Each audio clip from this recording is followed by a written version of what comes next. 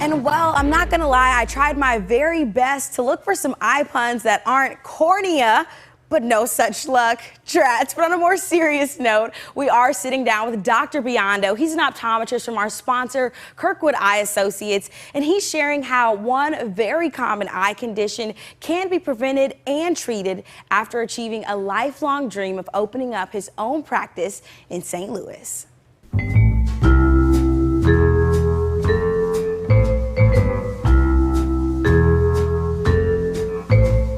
At Kirkwood Eye Associates, we're a full-spectrum eye care facility.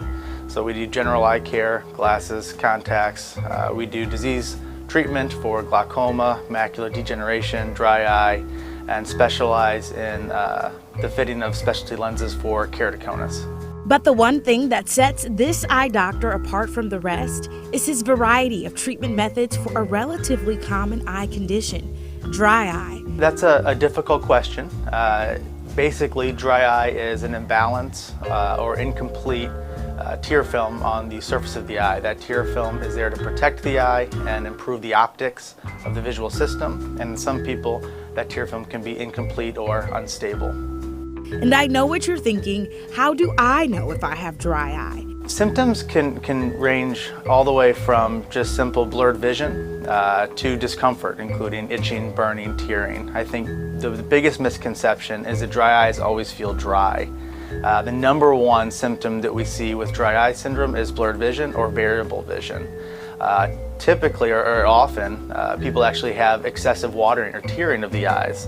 This is because the tear film is not stable and the body tries to compensate by overproducing essentially the wrong type of tear.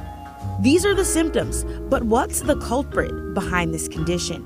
There are a lot of causes for dry eye. It can be genetic, it can be hormonal, certain medications can lead to dry eye. What we're seeing these days is excessive screen use that's tied to dry eye and tear film imbalance. Environmental factors can also play a role. While some of these sources of dry eye can't be avoided, Dr. Biondo says there are a few things that can keep this condition away. Yeah, there's a lot that you can do. Avoid any fans that blow directly on you either during the day or while you sleep. Take breaks when you're using devices. Make sure you're blinking. I know it sounds kind of silly, but when we stare at screens or books or anything near for extended periods of time, we tend to mute our blink reflex. And that blink reflex is what actually squeezes or expresses tears.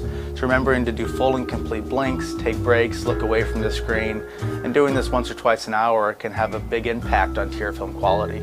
Making sure your tears do their job. If you feel like they're not, it might be time for a quick checkup at the eye doctor. And I think that's important, the examination portion, because there are so many types of dry eye. There's actually 3 layers to our tear film. Each one of those layers is produced by a different component within our eyelids or our ocular surface. So determining what type of dry eye you have is the first step in determining what treatment options are going to be best. And then treatment options can also vary based on severity. So the more severe the patient's symptoms are or the signs of dry eye are, that will dictate where our treatment options lead. Especially as far as dry eye is concerned, we have treatment options that many other places in town don't have. We can treat the underlying cause of dry eye in many cases, and even if the underlying cause is systemic and therefore caused outside of the eye, we can offer palliative relief that can allow patients to function more normally.